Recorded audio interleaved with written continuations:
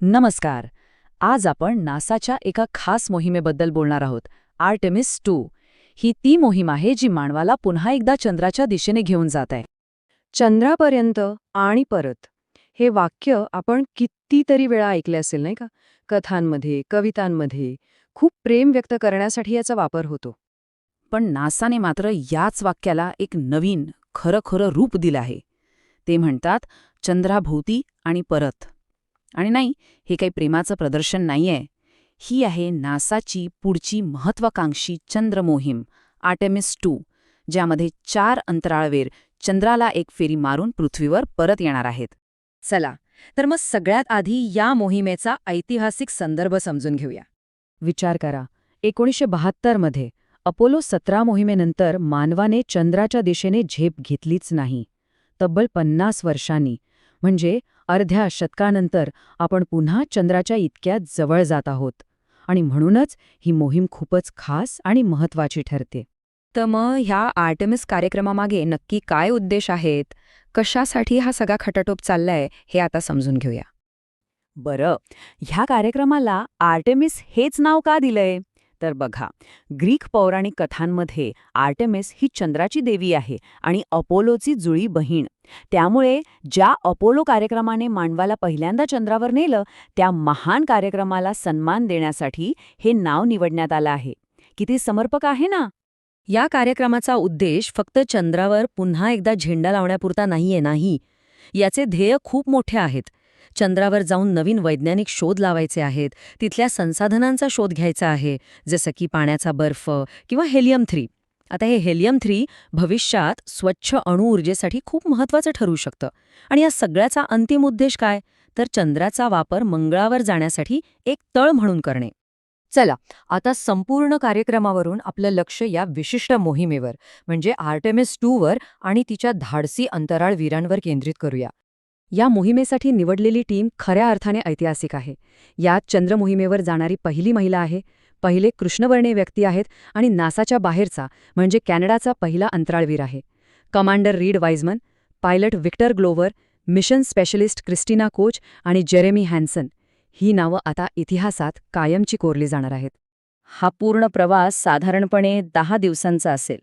यात अंदाजे 9,65,000 किलोमीटरचं अंतर कापलं जाईल. फ्लोरिडातून उड्डाण घेतल्यानंतर हे यान चंद्राच्या दिशेने जाईल, त्याला एक प्रदक्षिणा घालून पृथ्वीवर परतेल आणि पॅसिफिक महासागरात सुखरूप उतरेल. या प्रवासातली एक सगळ्यात भारी गोष्ट म्हणजे फ्री रिटर्न ट्रॅजेक्टरी. ह्याचा अर्थ काय? तर चंद्राचं गुरुत्वाकर्षणच या यानाला पृथ्वीच्या दिशेने परत ढकलतं. म्हणजे समजा, जरी यानाचं इंजिन मध्येच बंद पडलं, तरीही हे अंतराळवीर सुरक्षितपणे पृथ्वीवर परत येऊ शकतात. ही एक जबरदस्त सेफ्टी मेकॅनिझम आहे, नाही का? या मोहिमेत अंतराळवीरांना चंद्राची ती रहस्यमयी बाजू बघायला मिळणार आहे, जी आपल्याला पृथ्वीवरून कधीच दिसत नाही. अपोलोच्या अंतराळवीरांनाही हा अनुभव घेता आला नव्हता. पण यात एक थरारक गोष्ट आहे. जेव्हा यान चंद्राच्या मागे जाईल, तेव्हा पृथ्वी आणि यान यांच्यात चंद्र येईल आणि त्यामुळे साधारण 30 ते 50 मिनिटांसाठी पृथ्वीशी असलेला संपर्क पूर्णपणे तुटणार आहे. चला पुढे जाऊया आणि बघूया की हे सगळं शक्य करणारं तंत्रज्ञान म्हणजे रॉकेट आणि कॅप्सूल नेमकं आहे कसं. या मोहिमेसाठी नासाचं नवं कोरं प्रचंड शक्तिशाली स्पेस लॉन्च सिस्टम म्हणजेच SLS रॉकेट वापरलं जाणार आहे. आपण असं म्हणू शकतो की हे आजच्या काळातलं सॅटर्न व्ही रॉकेट आहे, जे अपोलो मोहिमांसाठी वापरलं गेलं होतं. याची उंची सुमारे 322 फूट आहे आणि हे खास खोल अंतराळातल्या मोहिमांसाठीच बनवलं गेले आहे.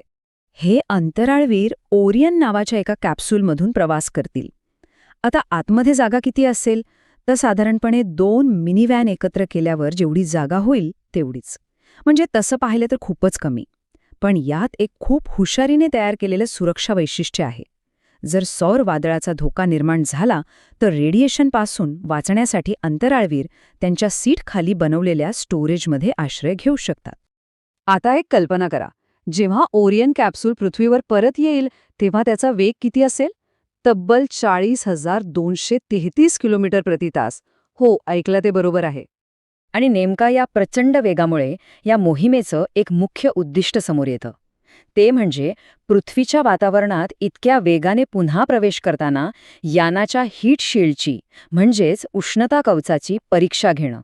ही परीक्षा यशस्वी झाली तरच भविष्यातल्या मोहिमांसाठी हे यान सुरक्षित आहे हे सिद्ध होईल. आता या मोहिमेच्याही पुढे जाऊन विचार करूया. आर्टेमिस 2 नंतर पुढे काय? काय आहे भविष्यात? बघा, आर्टेमिस 2 यशस्वी झाली की पुढचा टप्पा असेल आर्टेमिस 3. ह्या मोहिमेत पृथ्वीच्या कक्षेतच राहून लँडर्ससोबत जोडणी करण्याचा सराव केला जाईल.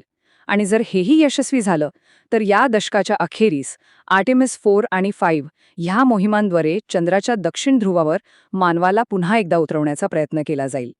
अर्थात हे सगळं शक्य करण्यासाठी प्रचंड पैसा लागला आहे. गेल्या 20 वर्षांमध्ये नासाने SLS रॉकेट, ओरियन कॅप्सूल आणि जमिनीवरची यंत्रणा विकसित करण्यासाठी $50 अब्ज पेक्षा जास्त खर्च केला आहे. थोडक्यात सांगायचं तर आर्टेमिस 2 ही फक्त एक चाचणी नाही, ती एक तालीम आहे. भविष्यातल्या मोठ्या उडीसाठीची एक तयारी आहे. आणि हीच गोष्ट आपल्याला एक मोठ्या प्रश्नासमोर आणून उभी करते. मानवतेची पुढची मोठी झेप काय असेल?